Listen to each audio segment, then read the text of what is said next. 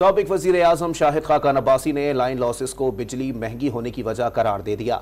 इस्लामाबाद में तकरीब से खिताब में शाहिद खाकान अब्बासी ने इंकिशाफ किया कि 10 साल पहले लाइन लॉसेस 60 अरब था, जो आज सालाना 600 अरब तक पहुंच गया है। ऐसे में बिजली कैसे सस्ती हो सकती है? आज तनख्वाहों से ज्यादा बिजली के बिल्स आ रहे हैं, मुल्क कैसे चलेगा? बिजली का यकीनन एक बहरान है, लेकिन जो बात हमारी हुकूमत में नहीं समझा सकी वो बड़ी बुनियादी है।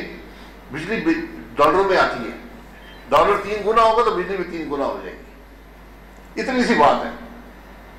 और जितनी महंगी होती है बिजली, इतनी चोरी उसकी बढ़ जाती है, लोग अफोर्ड नहीं कर सकते।